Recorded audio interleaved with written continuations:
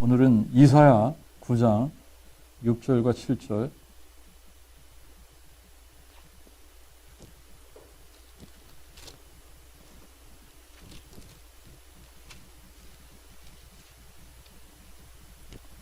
이사야 9장 6절과 7절. 이는 한 아기가 우리에게 낳고 한 아들을 우리에게 주신 바 되었는데 그 어깨에는 정사를 메었고 그 이름을 기묘자라 모사라 전능하신 하나님이라 영존하시는 아버지라 평강의 왕이라 할 것입니다. 그 정사와 평강의 더함이 무궁하며 또 다윗의 보좌에 앉아서 그 나라를 굳게 세우고 지금부터 영원토록 공평과 정의로 그것을 보존하실 것이라. 만군의 여호와의 열심히 이를 이루시리라. 아멘. 우리 요한복음 1장 가서 읽겠습니다. 요한복음 1장.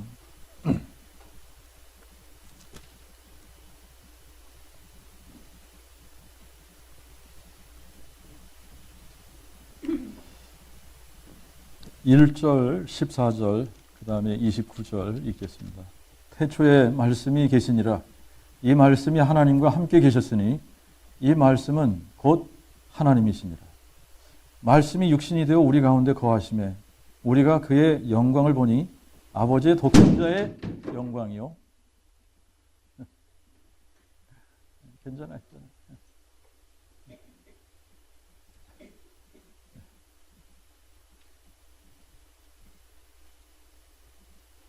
놀랬겠다, 연두가.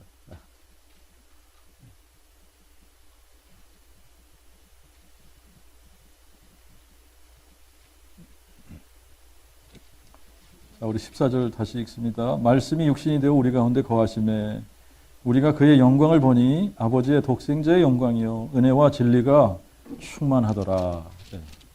그리고 우리 29절 읽겠습니다. 29절. 다음 날 요한이 예수께서 자기에게 오심을 보고 말하되 보라 세상 죄를 지고 가는 하나님의 어린 양이로다. 우리 누가복음 2장.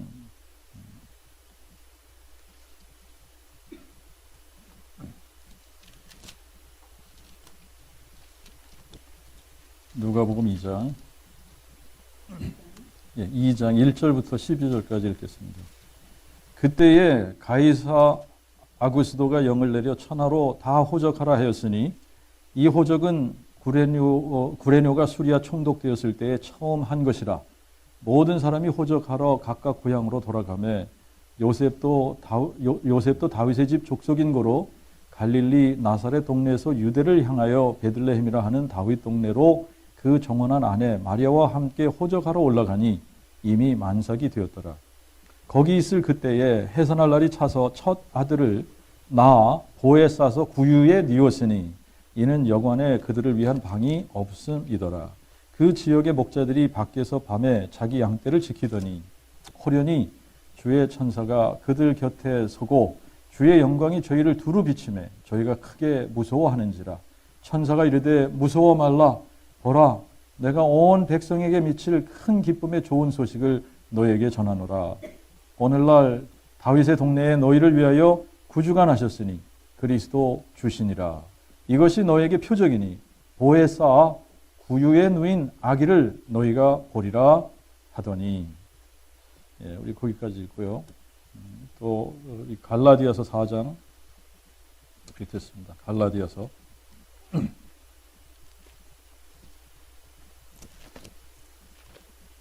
4장 4절과 5절 읽겠습니다.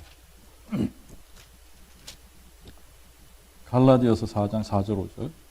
때가 참에 하나님이 그 아들을 보내사 여자에게 나게 하시고 율법 아래 나게 하신 것은 율법 아래 있는 자들을 속량하시고 우리로 아들의 신분을 받게 하려 하심이니라.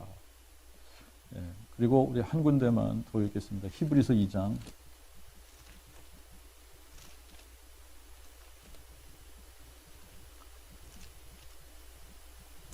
히브리서 2장.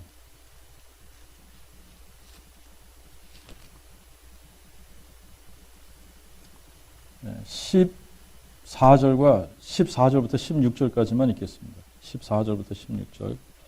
자녀들은 혈과 육에 참여하는 거로 저도 또한 같은 모양으로 혈과 육에 참여하심은 저가 자신의 죽음을 통하여 사망의 권세 잡은 자 곧 마귀를 멸하시며 또 죽음을 무서워하여 평생 동안 매어 종로로 타는 모든 자들을 놓아주려 하심이니라. 이는 실로 그가 천사의 본성을 취하지 아니하시고 오직 아브라함의 씨의 본성을 취하셨음이니. 여기까지 읽겠습니다. 오늘 우리가 뭐 이렇게 성탄 찬송도 부르고 했지만 이제 또 이제 며칠 있으면 또 크리스마스 아닙니까, 그죠? 그래서 이게 이제 세상 분위기 자체는 크리스마스 그러면 좀 들뜨는 분위기 아닙니까? 들뜨는 분위기고, 근데 이 크리스마스, 우리가 이제 참 한국이나 미국에서 이렇게 살면서 우리는 자본주의 국가고, 그래서 이게 이제 그냥 이런 뭐 크리스마스라고 하는 것을 예수를 믿는 사람이든 믿지 않는 사람이든 그냥 이게 하나의 그냥 문화적인 그런 어떤 그 절기, 이게 그냥 문화 속에 이렇게 쫙 그냥 배어버린 이런 그냥 하나의 할로데이가 되어버렸습니다. 그죠? 근데 여러분, 이 세상에서 지금 이 크리스마스를 지키는 그러한 민족들, 나라들 생각해 보면 사실 얼마 안 됩니다, 이게. 여러분, 유대인들도 크리스마스를 지키나요, 안 지키나요? 유대인들 크리스마스 안 지키죠. 그냥 예수를 안 믿으니까. 여러분, 회교 국가들 싹 크리스마스 안 지키죠, 그죠? 회교 국가 안에 크리스마스 없습니다, 그죠? 불교 국가는 크리스마스 있겠어요? 힌두 국가 있겠어요? 공산주의 국가에 크리스마스가 있겠습니까? 이제 뭐 자본주의라는 경제 체제가 들어가고 그러면서 뭐 이제 조금 뭐 그런 게 뭐 조금 뭐 일어나는지는 모르지만 이게 크리스마스 개념이 없는 완전히 상업화되어 버린 이게 크리스마스란 말입니다. 자, 그런데 이제 이 크리스마스를 사람들에게 이제 뭐 크리스마스 그러면 생각나는 게 뭐냐 물어보면 대부분 사람들이 크리스마스에 떠올리는 게 뭐겠어요? 산타. 산타 할아버지에다가 뭐 선물 주고받고 하는 거. 그 다음에 또 뭐 크리스마스라고 또 뭐 이렇게 또 파티들 열고 그러지 않습니까? 그죠?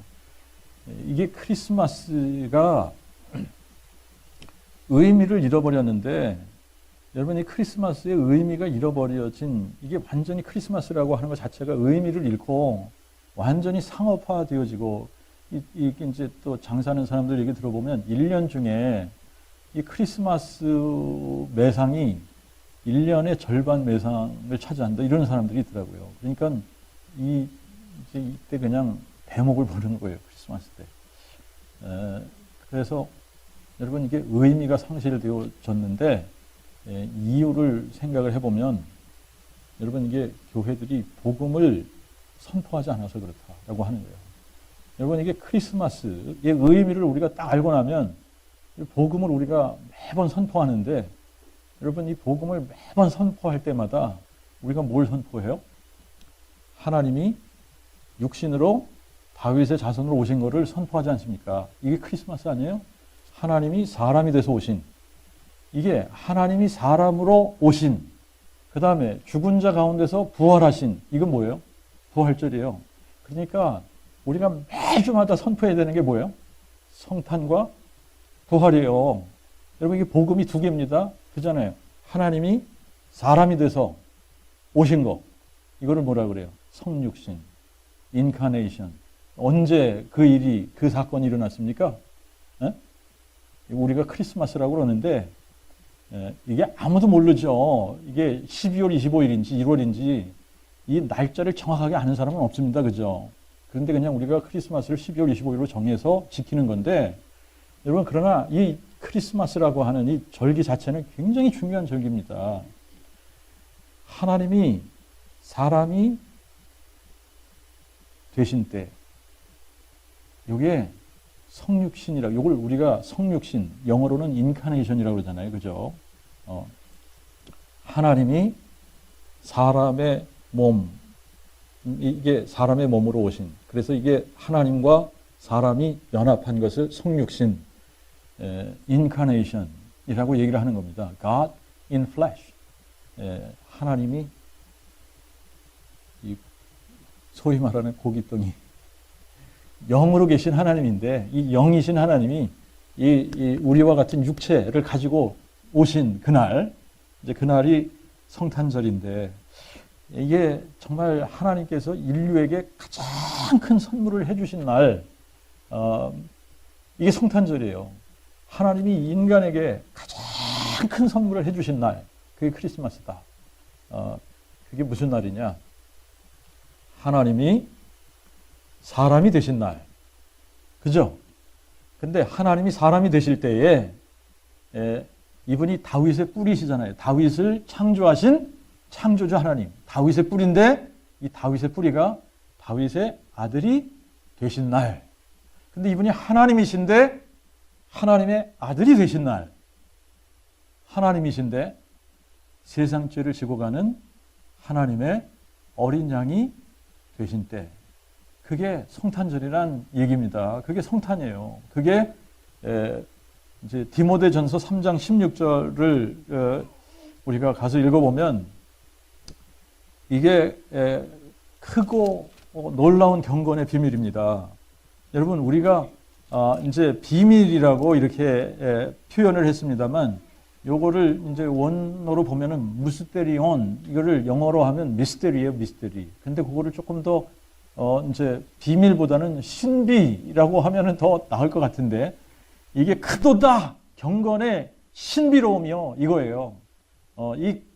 이 크고 놀라운 경건의 신비스러움, 이게 뭡니까? 이거를 그렇지 않다 할 리가 하나도 없다. 근데 뭐가 이 크고 놀라운 경건의 신비스러움이냐? 하나님이 육신으로 나타나신 바 되신 거예요. 하나님이 육신으로 나타나신 바 되신, 이것이 이 세상에서 가장 크고 신비스러운 사건이다라고 하는 겁니다. 우리가 이사야 9장 6절 7절을 읽었습니다만 여기 보면 전능하신 기묘자 모사, 전능하신 하나님, 영존하시는 아버지, 평강의 왕, 이분이 한 아기로 이 세상에 태어나고 한 아들로 주신 바 된 분이다. 이분이 누구예요? 예수.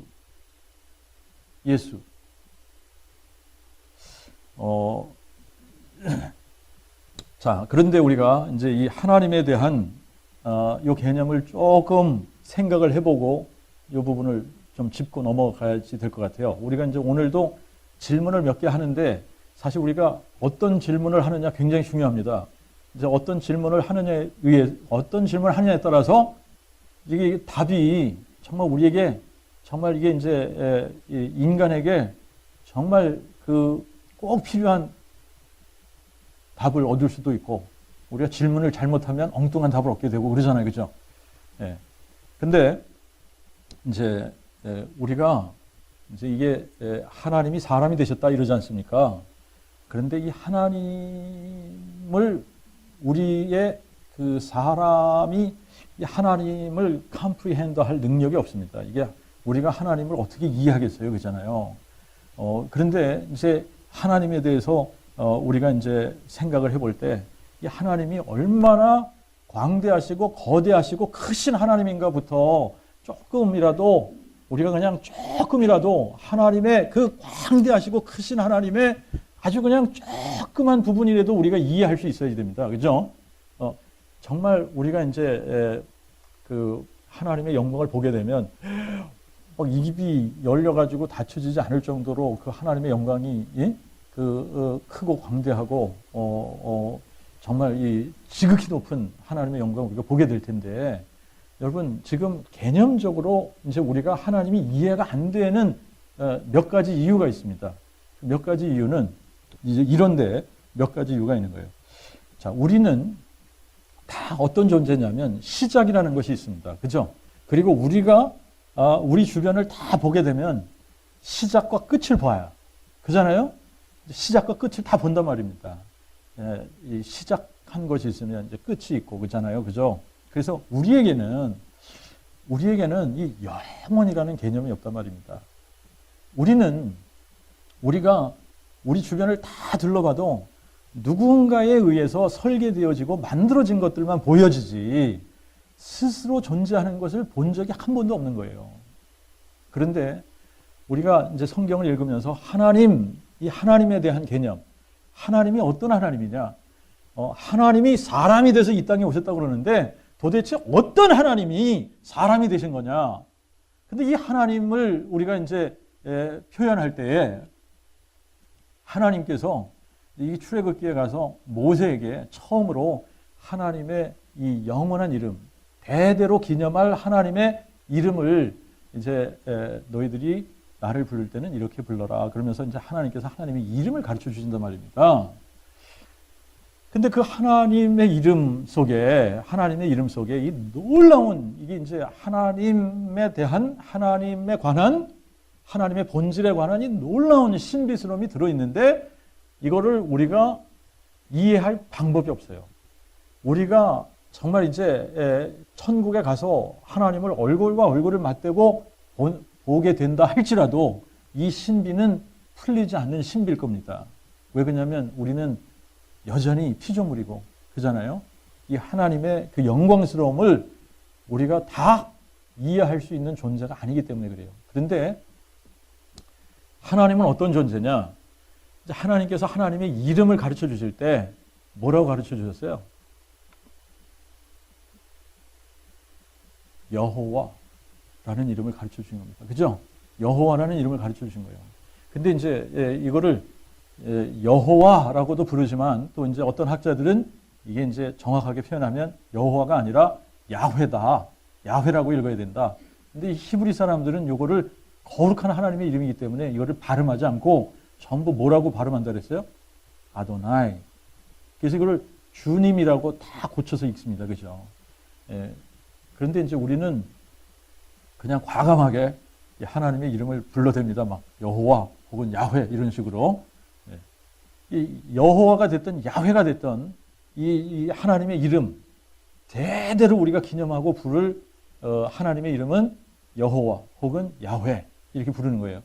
근데 이제 이 여호와의 의미, 여호와의 뜻 요거를 어떤 성경은 요거를 이렇게 의미를 풀어서 스스로 계신 자 이렇게 번역을 한 성경도 있고 또 어떤 데는 그냥 있는 그대로 나는 나다 혹은 I am who I am 이렇게 번역을 한 데도 있고 그죠?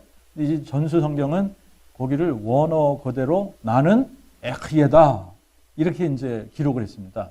그런데 요 부분을 이제 보면은 이제 모세가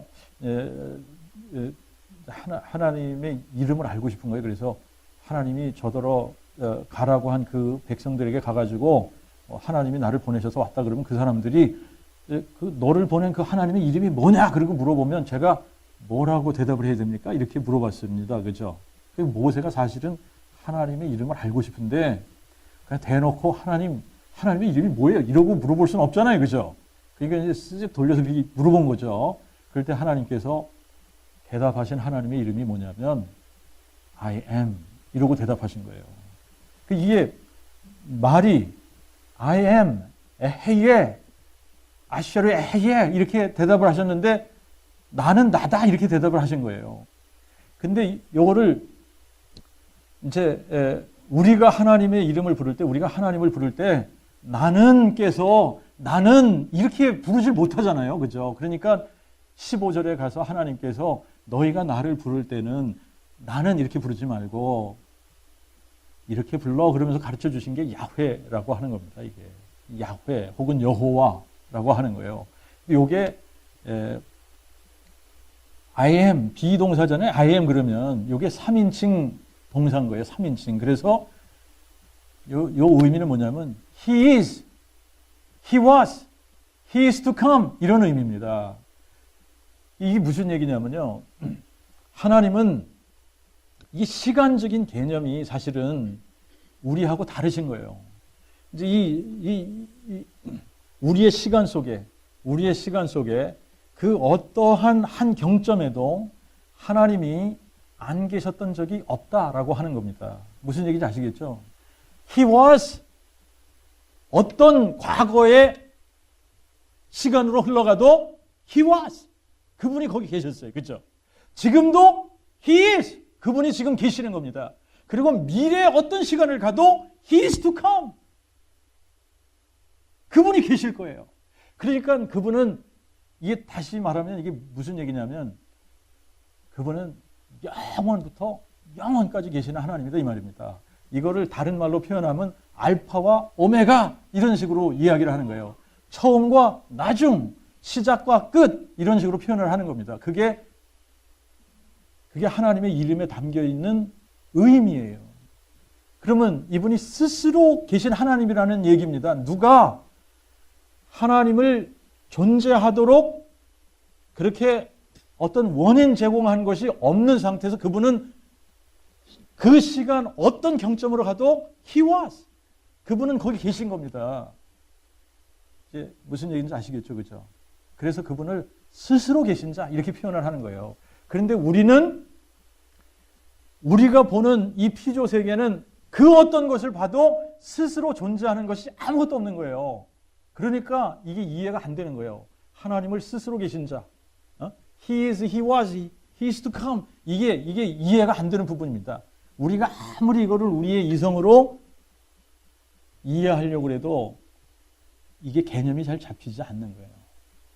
그게 여호와라고 하는 그 이름에 담겨진 의미입니다. 그래서 이 여호와 하나님은 모든 것의 근원이 되시는 거예요. 모든 것의 근원. 모든 것의 근원인데 요거를 이제 로마서 이제 14장 이제 그 17절에 아브라함이 어떤 하나님을 믿었느냐라고 했을 때 아브라함은 죽은 자를 살리시는 하나님을 믿었고 없는 것을 있는 것처럼 부르시는 하나님을 믿었다 그러는데 이게 뭐냐면 창조와 부활이에요. 그잖아요. 없는 것을 있는 것처럼 부르시는 하나님이 뭡니까? 무에서 유를 창조하시는 거거든요. 그러니까 하나님이 어떤 하나님이냐? 하나님은 무에서 유를 창조하시는 하나님. 그러니까 전능자 하나님. 죽은 자를 살리시는 하나님. 그잖아요. 죽은 자를 살리시는 하나님은 무슨 얘기냐면 그분 자체가 생명이시기 때문에 그분 안에는 죽음이 없다는 얘기예요. 자, 이제 요거를 이제 로마서 11장 36절에 가서 보면은 만물이 그에게서 나오고 그로 말미암고 그에게로 돌아간다 라고 표현을 했습니다. 바로 여호와라고 하는 그 이름에 담겨진 의미예요, 이게. 자, 그 다음에 이제 우리가 뭘 잠깐 생각을 해봐야 되냐면 이제 이 시간이라고 하는 겁니다. 시간. 여러분 이제 이 시간이라고 하는 것은 언제 생겨진 거냐면 하나님께서 우주를 창조하실 때, 그잖아요? 우리가 가지고 있는 이 시간적인 개념, 이거는 여기에서 이제 이게 언제 생겨진 거냐면 하나님께서 지구를 만드셨어요. 그죠? 지구를 만드실 때 이렇게 동그랗게 만드셨습니다. 그죠? 동그랗게 만드시고 이 지구를 딱 스핀을 하셨어요. 이게 딱 돌리실 때 그때부터 뭐가 시작됐어요? 시간이 시작된 겁니다. 그죠? 그때부터 시간이 시작된 거예요. 근데 이 시간, 하루에 이게 몇 시간이냐? 우리가 하루 24시간 그러죠. 그죠? 근데 하나님께서 이거를 이제 최첨단 그 기술로 이 지구가 돌아가는 시간을 측정을 하니까 23시간 56분 4.1초가 걸리더라. 그러니까 하루가 걸리는 게 거의 24시간 걸리는데 요거를요, 아무리 과학이 발달해도 하나님께서 이렇게 시간을 정해 주신 거를 인간의 능력, 인간의 과학의 능력으로 요 시간을 1초도 늘릴 수도 없고 1초를 줄일 수도 없어요. 그거는 뭘 얘기하는 거냐면 여러분, 인간은 피조물이다. 인간은 여러분 그냥 피조물인 거예요. 한계가 있는 존재인 거예요. 그런데 하나님이 이 시간을 딱 만드시고 이 지구 표면에다가 우리가 살 수 있도록 허락하신 겁니다. 그죠? 자, 그래서 이제 이 24시간이라고 하는 이 시간은 우리가 이 지구라고 하는 이 행성에 우리가 살 때에만 이 24시간 체제 속에 있는 겁니다. 그죠? 우리가 이 지구 밖으로 딱 벗어나면 이 더 이상 우리는 24시간 이 체제 속에 들어가 있지는 않아요. 그렇지 않습니까? 그죠? 네. 그러니까 여러분 한번 생각해 보세요. 만약에 우리는 이제 이 지구 대기권 바깥으로 딱 벗어나가면 진공 상태이기 때문에 우리가 살 수가 없습니다. 그잖아요. 근데 만약에 우리가 살 수 있다고 한다면 그 진공 상태에 우리가 존재할 수 있다고 생각한다면 거기에는 어떤 시간의 개념이 있을까라고 하는 거예요. 거기에는 24시간 시간의 개념은 없습니다. 그죠? 그러면 무슨 시간의 개념이 있을까? 여러분, 그러니까 이 시간이라고 하는 것도 하나님께서 이 지구를 만드시고 요거를 돌리시면서 시작이 된 것이 시간이기 때문에 요거 바깥으로 딱 나가서 생각해 보면 이게 무한한 시간 개념, 어떤 시간 개념인지 모르지만 정말 이게 무한한 시간 개념이 생기는 거예요. 그래서 하나님이 영원하시다. 이 영원하신 하나님은 지금 이 지구 바깥에 우리가 이런 개념들을 생각을 해보면 이제 하나님이 무한하시고 영원하신 것이 조금은 완전하게 이해는 안 되지만 조금은 이제 우리가 이해할 수 있는 부분이라고 생각을 해요. 그런데 또 하나 뭐가 이제 우리가 하나님에 대해서 이해를 할 때 여러분 요즘은 허블 망원 그 이제 렌즈를 가지고 이제 천체를 이렇게 관찰을 하는데 인류의 과학이 아무리 발달을 해도 인류의 과학을 가지고는 이 우주의 한계를 측정할 수가 없어요. 그러니까 이 우주가 얼마나 넓은 공간인지 사람의 과학으로 계산이 안 됩니다. 사람의 과학으로 계산이 안 되는데 한계가 있는 건지 무한한 건지조차도 몰라요. 그러니까 그 정도로 하나님은 광대하신 하나님인 거예요. 너무나 광대하신 하나님. 예. 근데 이 지구 하나만 생각을 해봐도 이게 놀라운 건데 하나님께서 이 지구를 둥근 공같이 만드셔가지고 이걸 허공에다가 딱 이렇게 매달아 놓으신 거 아닙니까? 허공에 떠 있게 하셨단 말입니다. 이 허공에 떠 있게 하셨는데 여러분 우리가 이게 상상이 안 되는 부분입니다. 이게 동그랗게 이렇게 만드셔서 이 동그랗게 만들었는데 여러분 이게 동그랗게 만들다 보니까 이제 사람들이 여기에 다 모여 살지 않습니까? 지구 표면에 우리가 살지 않습니까? 그죠? 지구 표면에 사는데 어디서 보던 한쪽은 위에 있고 한쪽은 밑에 있는 거예요. 그죠? 여기서 우리가 생각을 하면 우리는 위에 있고 이 사람들은 밑에 있는데 여기 있는 사람들이 보면 자기네는 위에 있고 우리가 밑에 있는 거예요. 그죠? 예. 그런데 신기한 게 뭐냐면 요 동그란 지구 표면에 우리가 다 거기 이렇게 모여서 살고 있는데 요게 이렇게 떨어져 나가질 않지 않습니까? 이것만 봐도 이게 너무나 신비스러운 거예요. 그렇잖아요? 근데 거기에다가 여러분 가서 보면은 계곡들이 흐르고 물이 그냥 줄줄줄 흐르는 이런 것들을 여러분 한번 보세요. 이 물이 막 흐르고 막 그러는데 여기 지구 바깥으로 하나도 떨어져 나가질 않아요. 이게 신비한 거 아닙니까? 근데 이게 왜 그러냐면 이 지구 안에다가 하나님께서 뭘 두신 거예요? 엄청난 이 자석과 같은 힘을 모든 지구 표면에 있는 것을 끌어당기는 그 힘을 여기다가 넣어두신 겁니다. 그래서 하나도 지구 표면에 있는 게 떨어져서 진공 상태, 허공으로 떨어져 가지 않도록 이거를 뭐라 그래요? 중력이라고 그러죠. 중력. 근데 그 중력을 누가 거기다가 놔두셨냐는 얘기예요. 자, 그런데 이렇게 우리가 이렇게 하나님이 창조하신 이 창조를 이렇게 생각을 해보면 이게 놀라운 이게 신비스러운 일인데 이렇게 광대하신 하나님이 이 광대하신 하나님이 사람이 돼서 이 땅에 오셨다라고 하는 겁니다.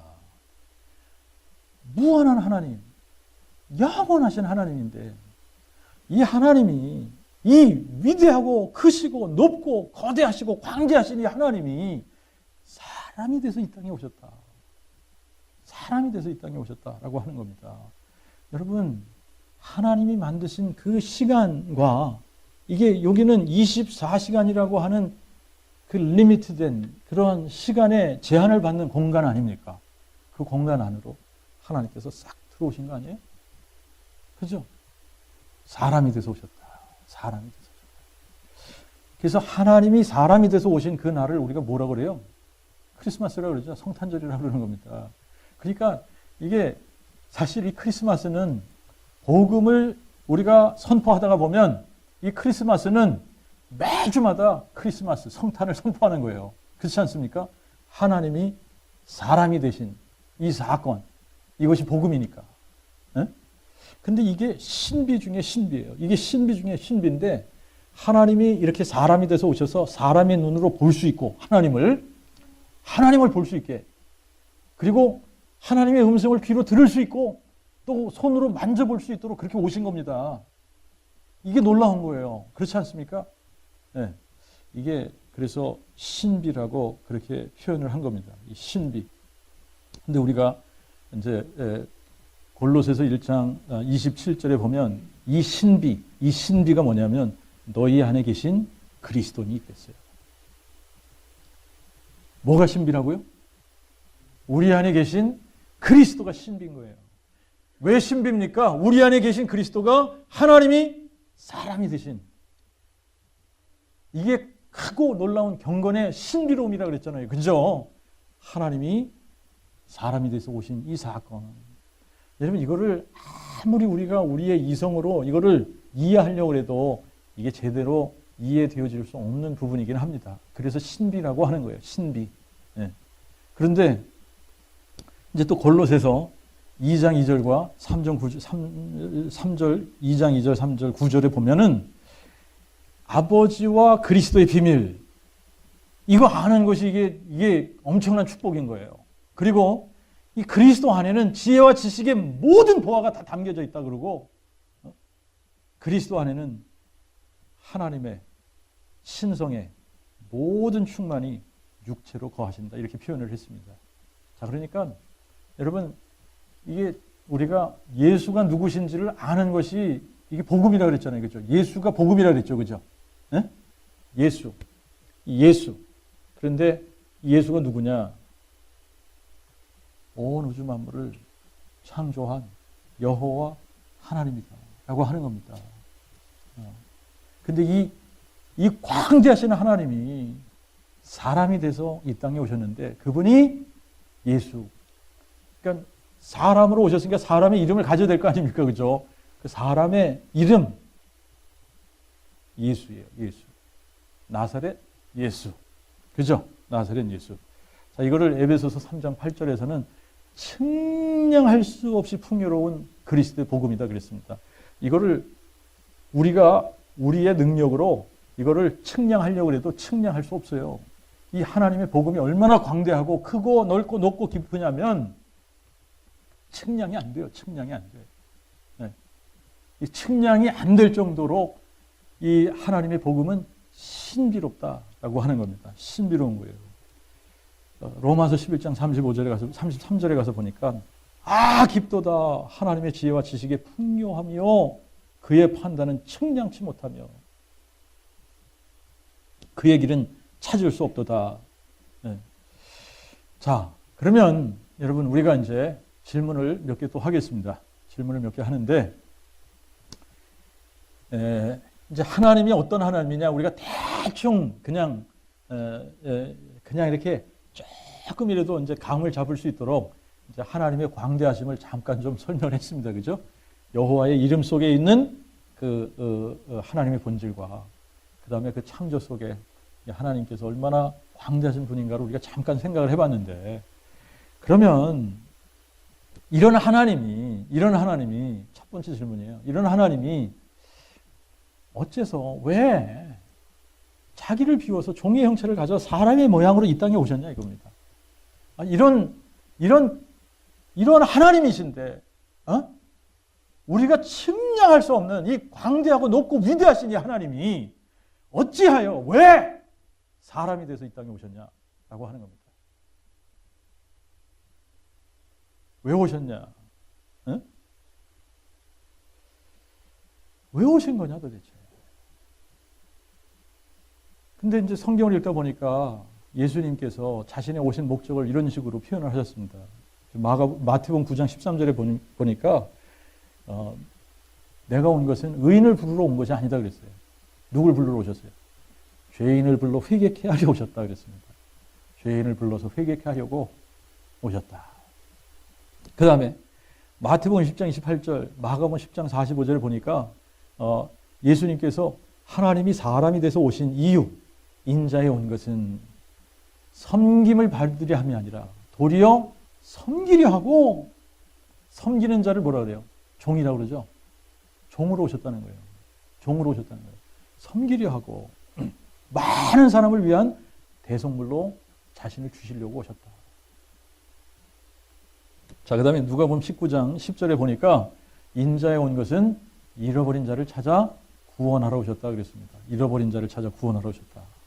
그리고 이제 여기 한번 읽어보십시다. 요한복음 12장. 요한복음 12장.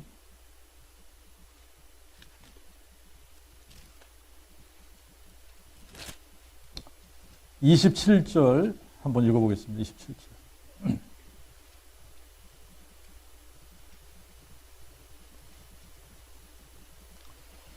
자, 27절에 보면 지금 내 마음이 민망하니 내가 또한 무슨 말을 하리요? 아버지여 나를 구원하여 이때를 면케하옵소서 하리요? 그러나 나는 이를 위하여 이때에 왔나이다. 여러분 이게 무슨 얘기를 하고 있는 거예요? 나는 이를 위하여 이때 왔나이다. 여러분 이제 우리가 13장에 가서 보면 이제 이 13장은 이제 마지막 만찬을 나누면서 제자들의 발을 씻겨주시는 이제 그 사건이죠, 그죠? 그래서 이제 요한복음은 요 13장 이후로 13, 14, 15, 16 요게 다 이제 예수님의 그 패션, 고난에 관한 바로 고난 받으시기 직전에 6월절 만찬을 나누시고 이제 겟세마네 동산을 올라가시면서 14장 말씀도 하시고 15장 말씀도 하시고 이러면서 17장에서 이제 이 대제사장이 기도를 하시고 그러고 이제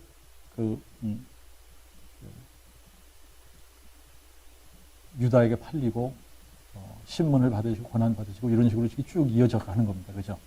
그러니까 지금 이 12장에서 나는 이를 위하여 이때 왔나이다. 이 말이 무슨 얘기예요? 뭘 지금 염두에 두고 예수님께서 하시는 말씀입니까, 이게? 네. 십자가의 죽음을 염두에 두고 나는 이를 위하여 이때 왔나이다. 라고 하는 겁니다. 네. 그러니까 예수님이 십자가에 죽으시고 우리의 죄값을 자신이 흘리시는 그 피로 그 값을 지불하셔야 되기 때문에 이를 위해 왔다. 그러시는 거예요.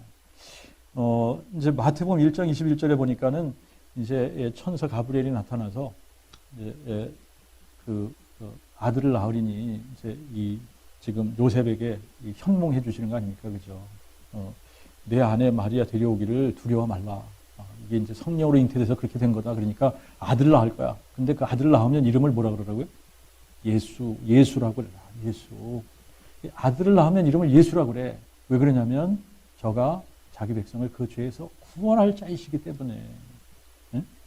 그러니까 예수님이 이 땅에 오신 이유, 하나님이 사람이 돼서 예수라는 이름을 가지고 이 땅에 오신 이유, 그 이유는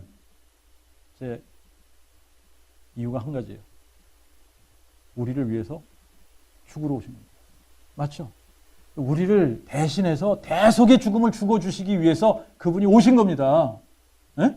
그래서 우리의 죄값을 그분이 지불하시기 위해서 오신 거예요. 고린도후서 5장 14절에 보시면은 한 사람이 모든 사람을 대신해서 죽으면 모든 사람이 죽은 거라 그랬습니다. 그죠? 그러니까 예수님이 모든 사람을 대신해서 죽으시기 위해서 오신 거예요. 그죠? 네. 예수님이 오신 목적이 뭐냐? 왜 하나님이 사람이 돼서 이 땅에 오셨냐? 이 목적을 단순하게 내가 너희들의 죄값을 지불해 주러 왔다. 내가 너희들을 대신해서 죽으러 왔다. 이 얘기 하시는 겁니다. 그죠? 그러니까 하나님이 사람이 돼서 오신 이유는 우리를 위해서 죽으시러 온 거예요. 우리를 위해서 죽으시러 온 거예요. 그게 이유입니다. 우리를 위해서 죽으시러 왔다. 자, 여러분 보세요. 이제 이 부분을 한번 생각해 보십시다. 우리가 누가복음 2장을 읽었어요. 그죠? 누가복음 2장을 읽다가 보니까 누가복음 2장에 지금 이제 이 11절, 12절에 보면 이게 이제 표적으로 주신 것이 있어요. 이게 뭐냐면 오늘날 다윗 동네 너희를 위해 구주가 나셨으니 그리스도 주시라. 이것이 너에게 표적이다. 그러면서 뭐가 표적이라 그랬어요? 보에 싸서 구유에 누인 아기를 보면 이게 표적이야 그랬습니다. 이게 표적이에요. 자, 그러니까 이게 표적으로 하나님께서 주신 거기 때문에 사실 베들레헴에 여관들이 많이 방이 비어 있어도 예수님은 여관방에서 태어나지 않으셨을 거예요. 무슨 얘기인지 아시죠?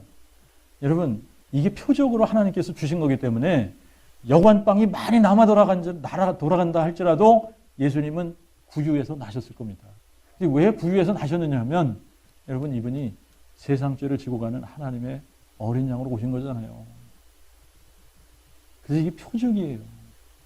하나님이 세상 죄를 지고 가는 하나님의 어린 양으로 나신 거야. 그러니까 그분이 어디에서 나셔야지 되겠습니까? 구유에서 나셔야죠.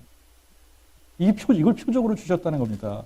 그러니까 우리를 위해서 희생의 제물이 되기 위해서 그분은 오신 거예요. 자, 그러면 이제 두 번째 질문을 우리가 해봐야 됩니다. 아니, 그러면 이 전능하신 하나님이 우리를 위해서 이렇게까지 하셔야 되는 이유가 뭐냐라고 하는 겁니다.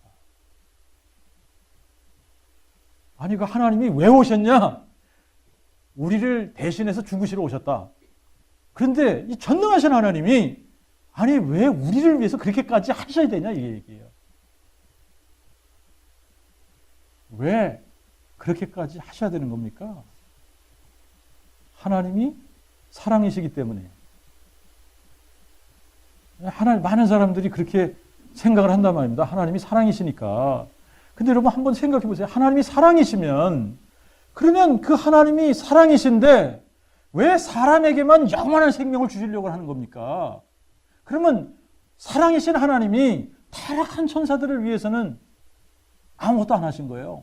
그러면 하나님은 사랑이신데 하나님께서 온 우주 만물을 창조하시고 모든 것이 다 하나님의 그 작품인데, 그러면 왜 침팬지들에게는 영원한 생명을 주시기 위해서 왜 그들을 위해서는 목숨을 주시지 않은 겁니까? 왜 꼭 사람이래야 돼? 왜 꼭 우리에게만 이 영원한 생명을 주시기 위해서, 왜 우리를 위해서 그분이 우리와 같은 몸으로 오셨냐 이 얘기예요.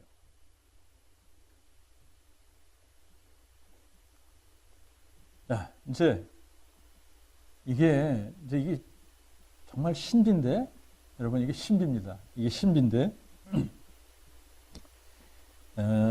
하나님이 만드신 모든 피조물들 중에 이 우리가 보이지 않는 세계의 피조물들도 있지 않습니까? 그걸 뭐라 그래요? 천사들이라고 그러죠. 영적인 영물들이에요. 영물들. 근데 이 천사들이 영물들인데 이 영물들이 다 피조물들입니다. 그잖아요.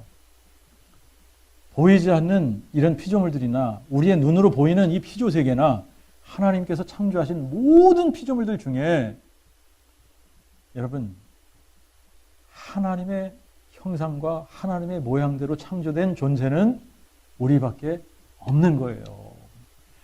여러분, 사람만 유일하게 하나님의 형상과 하나님의 모양을 따라 지음을 받은 겁니다. 그런데 이게 얼마나 놀라운 것인가 우리가 알아야 돼요. 하나님이 하나님의 형상과 하나님의 모양대로 우리를 지으셨다라고 하는 그 이야기는, 다시 말하면 하나님이 우리를 하나님의 자녀로 만드셨다는 얘기예요. 이게 믿어져야지 돼요. 하나님이 우리를 뭘로 만드셨다고요? 자녀로 만드셨다는 얘기예요. 자녀로. 네, 창세기 5장을 한번 가서 보세요.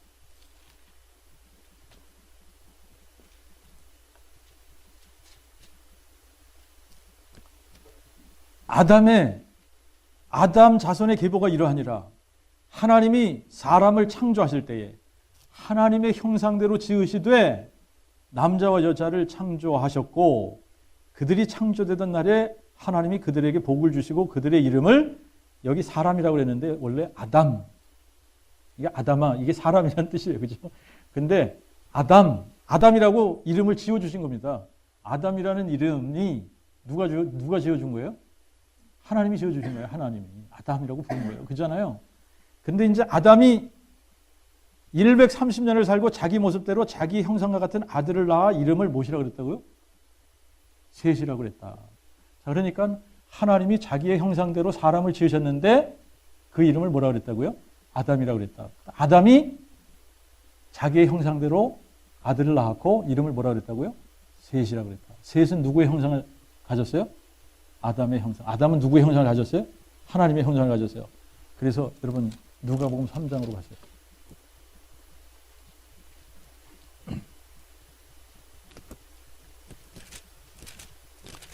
누가복음 3장. 이제 이거 23절부터 보시면 이게 마리아 쪽의 계보입니다. 이 마리아 쪽의 계보예요. 요셉 쪽의 계보는 마태복음 1장에 나오는 거고, 이 마리아 쪽의 계보가 누가복음 3장에 나오는데 23절부터 여러분들이 쭉 읽어보시면 제가 38절만 읽겠습니다. 38절에 보면 그 위는 에노스요, 그 위는 셋이요, 그 위는 아담이요, 그 위는 뭐라고요? 하나님이시라. 여러분 사람의 족보 아닙니까? 이게 인간의 족보잖아요. 인간의 족보에 쭉 누가 계세요? 맨 위에 하나님이 계신 거예요. 무슨 얘기입니까? 하나님이 사람을 하나님의 자녀로 지으신 거예요. 하나님의 자녀로 지으신 겁니다. 자, 그래서 이제 우리가 이제 히브리서 2장을 가서 보시면 이게 이유예요. 자녀들은 혈과 육에 참여하는 거로. 이게 이유입니다. 여러분, 누가 혈과 육에 참여하는 거로? 자녀들이. 하나님의 자녀들이 혈과 육에 참여하는 거로 저도 또한 같은 모양으로. 저가 누굽니까? 하나님 아니에요? 하나님? 하나님도 또한 같은 모양으로 혈과 육에 참여하시면 저가 자신의 죽음을 통하여 사망의 권세 잡은 자, 곧 마귀를 멸하시며 또 죽음을 무서워하여 평생 동안 매어 종노릇하는 모든 자들을 놓아주려 하심이라. 이는 실로 그가 천사의 본성을 취하지 아니하시고 오직 아브라함의 씨의 본성을 취하셨음이니. 여러분 왜 그렇습니까? 사람을 하나님께서 뭘로 만드셨다는 거예요? 하나님의 자녀로 만드셨기 때문에. 하나님의 자녀로 만드셨기 때문에. 여러분들 한번 잘 생각해 보십시오. 여러분들의 자녀에게만 특별한 관심을 가지고 있는 거예요. 여러분들의 자녀에게 특별한 관심을 쏟는 거 아닙니까?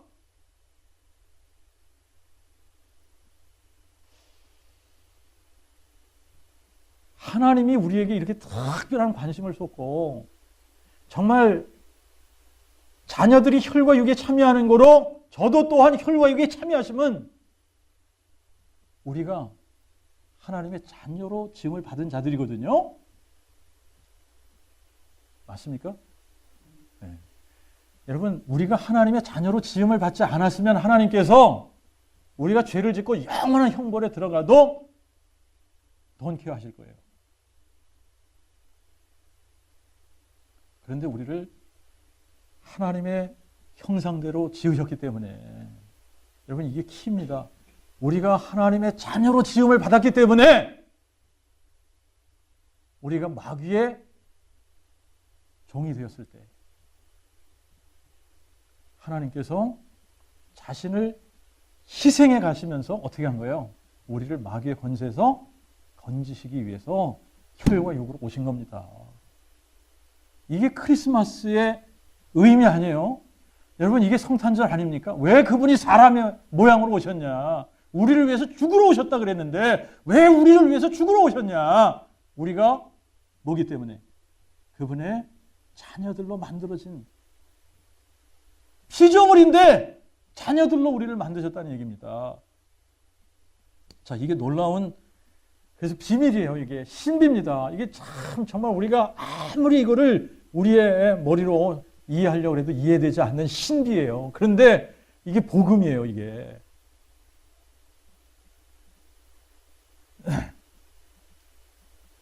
자, 이렇게 우리를 구원하셔서 보세요. 하나님께서 이제 하나님과 우리의 관계를 이렇게 묘사하실 때 어떤 식으로 묘사하셨는지 아시죠? 이제 뭐 하나님을 주인으로, 주권자로 묘사하고 우리를 종으로 묘사할 때도 있습니다. 그렇잖아요. 그렇지만 또 다른 곳에 보면 우리를 친구라고도 묘사했고, 그죠? 또 뭐라고도 묘사했어요? 우리를 신부, 하나님을 신랑, 우리를 신부라고도 묘사하지 않았습니까? 여러분, 신랑과 신부, 그분은 머리, 우리는 몸, 이런 식으로 표현했습니다. 그잖아요. 여러분, 신랑과 신부는 동격이 아니에요. 동격이죠? 동격이죠? 여러분, 이게 신비입니다. 하나님이 우리를 피조물로 만들어 놓으시고 우리를 어떻게 했어요? 하나님과 같은 레벨로 높여주신 거예요. 그래서 하나님이 우리하고 뭐 할 수 있는 대상, 사랑할 수 있는 대상, 교제를 나눌 수 있는 대상, 사귐을 가질 수 있는 대상으로 만드신 거예요. 이게 신비입니다. 하나님이 우리를 그렇게 만드시지 않았다면 우리가 마귀의 꼬임에 넘어가서 마귀의 종이 되든 말든 하나님께서 우리를 위해서 죽으러 오시지 않으셨을 거예요. 그런데 우리가 하나님의 자녀로 지음받았기 때문에 이게 중요한 겁니다. 자, 우리가 몇 군데만 찾아보겠습니다. 몇 군데만 찾아보는데 이제 로마서 8장 가서 보세요. 로마서 8장.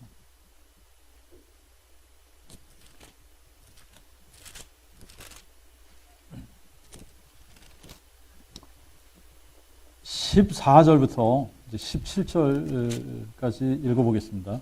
14절부터. 무릇 하나님의 영으로 인도함을 받는 그들은 곧 하나님의 아들들이라. 너희는 다시 두려운 종의 영을 받지 아니하고 오직 뭘 받았어요? 양자의 영을 받았으므로 아바 아버지라 부르짖느니라. 성령도 친히 우리의 영과 함께 우리가 하나님의 모인 것을 증거한다? 자녀인 것을 증거하시나니 만약 자녀이면 또한 상속자 곧 하나님의 상속자요 그리스도와 함께하는 공동 상속자니 그러면 우리가 그와 함께 영광을 받기 위하여 고난도 함께 받아야 할 것이니라. 여러분, 하나님이 우리를 하나님의 자녀로, 하나님의 아들로 높여주신 건데, 여러분, 이게 어떻게 이해가 됩니까? 여러분,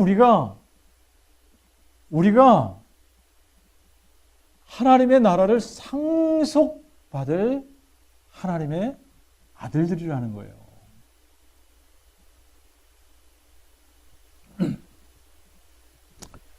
자, 이제 이 부분을 우리가 좀 이해를 하고 넘어가야 될 것 같습니다.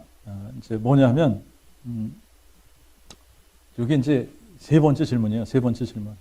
자, 이제 첫 번째 질문은 왜 오셨냐? 우리를 대신해서 죽어 주시러 오셨다. 이제 두 번째 질문은 왜 하나님께서 그렇게 우리를 위해서 죽어 주러 오시기까지 그런 이 엄청난 수고로움을 또 이렇게 겪으셔야 되냐? 왜 하나님께서 우리를 위해서 그렇게 해주셔야 됐느냐? 우리가 뭘로 지음을 받았기 때문에?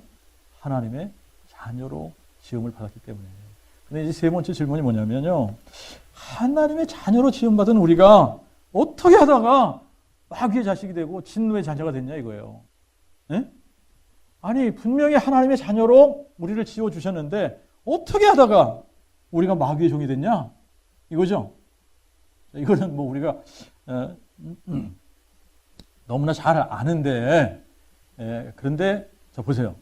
우리가 고린도후서 4장 4절에 가서 보면 이제 이 하나님의 형상이 뭐라고 그러는 것을 정확하게 가르쳐줍니다. 고린도후서 4장 4절에 보면 이제 이 앞부분은 그냥 보시고 맨 뒤에 마지막 그 센턴스를 보시면 그리스도는 하나님의 뭐라고 나왔죠? 그리스도는 하나님의 형상이니라. 여러분 한번 잘 생각해 보세요. 그리스도는 하나님의 형상이랍니다. 네, 그리스도는 하나님의 형상이라. 골로새서 1장 15절.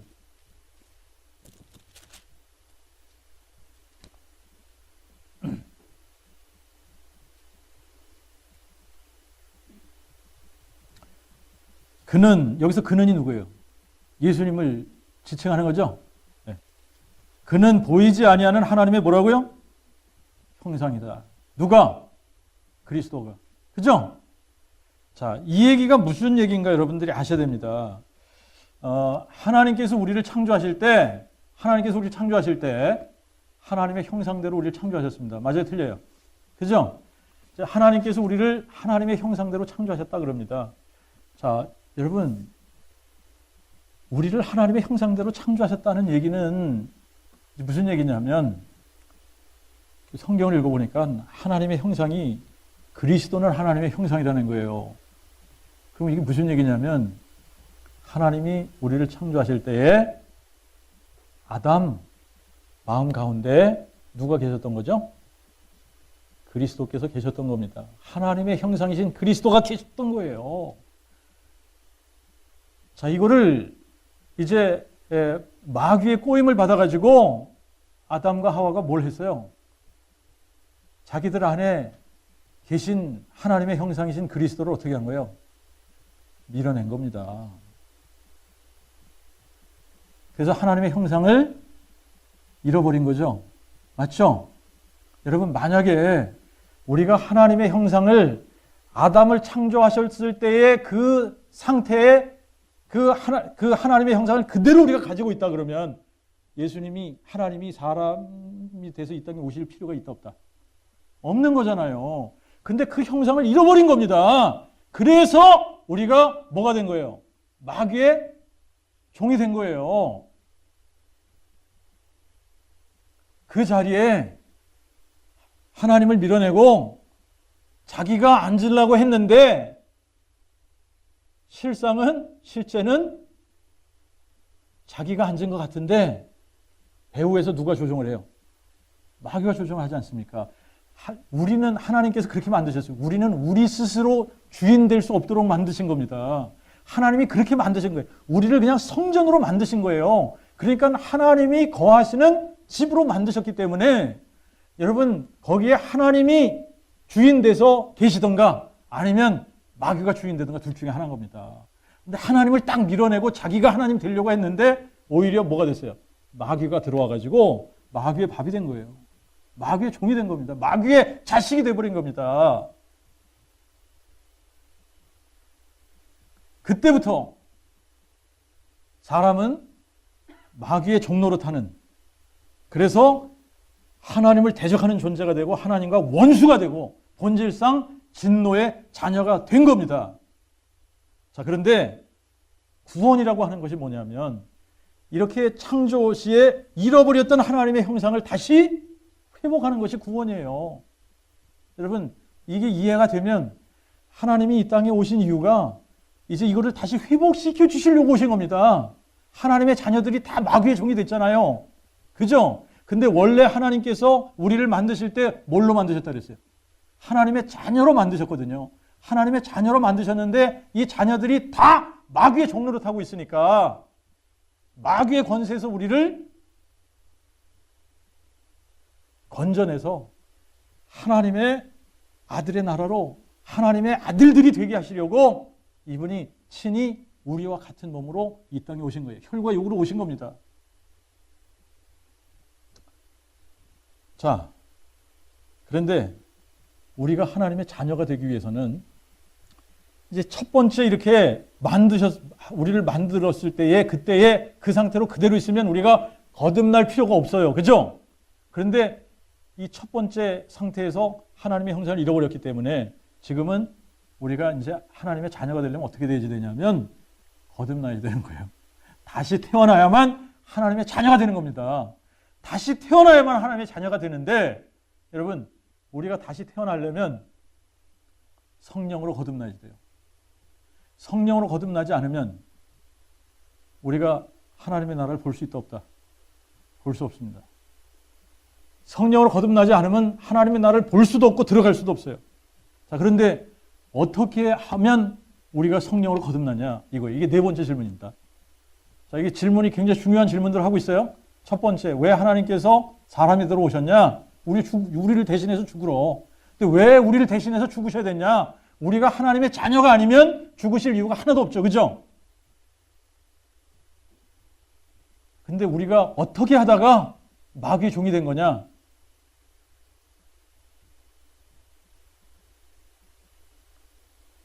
우리가 마귀의 종이 다 됐는데 그러면 우리가 어떻게 해야 다시 거듭나서 하나님의 자녀가 되냐? 이거잖아요. 그죠? 예. 베드로전서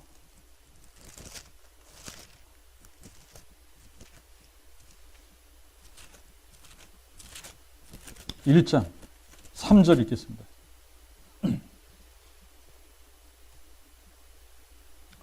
베드로전서 1장 3절. 거기 보시면 찬송하리로다.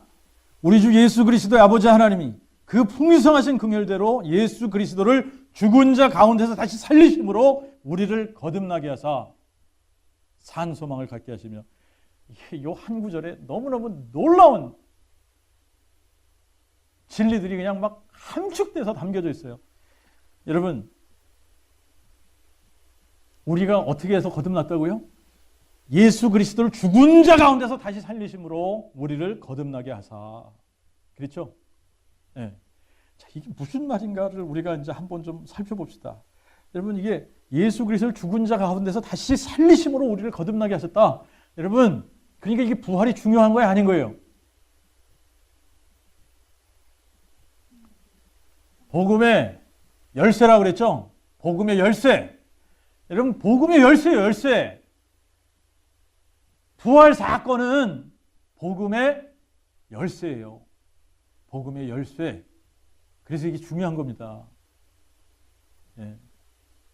예수 그리스도를 죽은 자 가운데서 다시 살리심으로 우리를 어떻게 했다? 거듭나게 하셨다는 얘기예요. 이게 무슨 얘기냐? 이걸 한번 잘 생각을 해보면 이런 의미입니다. 자, 우리가 거듭나기 위해서는 우리의 죄를 회개하고 예수를 어떻게 해야 돼요? 믿어야 됩니다. 그죠? 뭘로 믿어요? 주로 믿어야 돼요. 그죠? 그래야 안 그래요? 우리가 거듭나기 위해서는 우리의 죄를 회개하고 예수를 믿어야 돼요. 근데 이것도 마음으로 믿어야 되는 거예요. 마음에 믿어야 되는 거예요. 예수를 죽은 자 가운데서 살리신 것을 마음에 믿어야 우리가 거듭나는 겁니다. 이게 안 되면 거듭남이 없는 겁니다. 그잖아요. 그죠? 자, 그런데 왜 예수를 죽은 자 가운데 살리심으로 우리를 거듭나게 하셨다라고 얘기하느냐면, 예수는 겉으로 보기에 우리하고 똑같은 인간입니다. 그러잖아요. 겉으로 보면 예수는 저와 여러분이나 다를 것이 하나도 없는 똑같은 사람인데, 이 인간 예수를 어떻게 우리가 하나님으로 인정할 거냐 하는 얘기예요.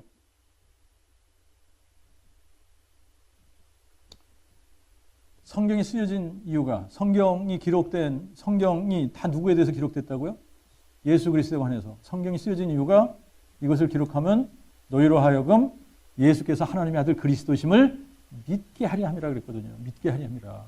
근데 이 인간 예수를 우리가 성경에서 이렇게 계속 약속하신 전능자 하나님, 영존하신 아버지, 평강의 왕, 이분이 한 아들로 주신 바 된 분이라는 것을 알 수 있는 표적, 증거가 뭐냐 이거예요. 그게 뭐기 때문에? 부활 사건이기 때문에. 부활이 안 되면, 여러분, 인간 예수가 여러분 다윗의 혈통으로 나셨다. 십자가에 죽으셨다. 근데 부활이 안 됐다. 부활 사건이 없다. 그러면 이분이 하나님의 아들인 겁니까? 아닌 겁니까? 아닌 거예요. 무슨 사건을 보고서 이분이 성경에서 약속한 그 하나님의 아들 그리스도가 맞다. 나의 주 나의 하나님이 되시는 분이다. 나를 창조한 전능하신 하나님이시다. 이거를 우리가 어떻게 알 수 있냐면, 이분이 죽은 자 가운데서 어떻게 하는 것을 보고, 살아나신 것을 보고, 이분이 나를 창조하신 하나님인데 내가 마귀의 종노를 하고 있으니까 나를 구원하시기 위해서 친히 혈과 육으로 이 땅에 오신 분이시구나. 이분이 나를 창조하신 내 아버지가 맞구나. 여러분, 이게 이렇게 되어지는 거예요. 이 지금 부활 사건이 아니면, 여러분, 이 부활 사건이 아니면 우리는 예수를 하나님의 아들이라고 믿을 방법이 없잖아요. 그죠? 그래서 우리가 이 부활 사건을 통해서 예수를 하나님의 아들로 믿는 겁니다. 이 부활 사건을 통해서 예수를 나의 주 나의 하나님을 고백하는 거예요. 그렇기 때문에 예수를 죽은 자 가운데서 다시 살리심으로 우리를 어떻게 했다는 거예요? 거듭나게 하신다는 얘기입니다. 믿으세요? 네. 자, 그래서 우리가 이제 이 굉장히 중요한 질문들을 해봤습니다. 자, 이것이 우리의 마음에 딱 믿어지는 것이 회개예요. 회개하고 예수를 믿는 것은 동일한 사건입니다. 우리가 회개한다는 것은 우리가 예수를 주로 믿지 않았던 것을 돌이키는 거예요. 그러면 예수를 우리의 마음 가운데 주로 모시는 순간에 우리의 죄의 뿌리가 어떻게 돼요? 뿌리채 뽑히는 거예요. 자, 영접하는 자, 요한복음 1장 12절에 영접하는 자 곧 그 이름을 믿는 자들에게 하나님의 뭐가 돼요? 자녀가 되는 권세를 주셨으니. 이렇게 예수님은 전능자 하나님이신데, 여러분이 전능자 하나님이 자기의 형상대로 만든 그 피조물이, 자기의 자녀로 만든 그 피조물이 마귀의 꼬임에 넘어가서 하나님을 버려버리고 배신하고 마귀의 종로로 타는, 바로 이 마귀의 권세 아래에 있는 우리들을 구원해서 다시 하나님의 자녀로 만드시기 위해서 이 땅에 오신 겁니다. 네, 이게 이제 우리가 이 복음을 선포하다 보면 매주일 우리는 성탄과 부활을 선포하는 거예요. 믿으세요? 네, 주님 오시는 그날까지. 여러분, 우리가 언제 어디서나 누구를 만나든 우리가 선포해야 되는 것이 뭡니까? 하나님이 사람 돼서 이 땅에 오셨고, 이분이 죽은 자 가운데서 부활하셔서 뭘 증거하셨어요? 이분이 전능자 하나님이심을 증명하신 겁니다. 이 증거를 가지고 우리가 예수를 나의 주, 나의 하나님이라고 고백하는 겁니다. 자, 그럴 때 우리에게 하나님의 자녀가 되는 이 놀라운 특권이 주어지는 겁니다.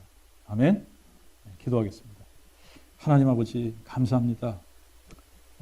정말 이 세상에 예수께서 하나님의 아들 그리스도시라고 하는 것을 증거를 가지고 확실하게 믿는 사람들이 심히도 적은 이 시대에 하나님 저희들에게 이 복음의 메시지를 선명하게 깨달을 수 있도록 은혜 베푸심을 감사합니다. 아버지 하나님, 우리의 마음 중심으로 우리가 예수를 주로 받아 우리가 그동안 잃어버렸던 그 하나님의 형상을 다시 회복해서 정말 우리 안에 살아계신 그 그리스도, 예수 그리스도의 통치를 받으며 천국을 누리는 그러한 천국 백성으로 살아가는 저희들 되게 도와주시옵시고, 주님 오시는 그날까지 하나님 우리 안에 살아계신 그 그리스도를 증거함으로 말미암아 부활의 증인으로, 예수의 증인으로 이 복음의 일꾼의 사명을 잘 감당하는 우리 예담교회 식구들 다 될 수 있도록 은혜 베풀어 주옵소서. 예수님의 이름으로 기도하옵나이다. 아멘.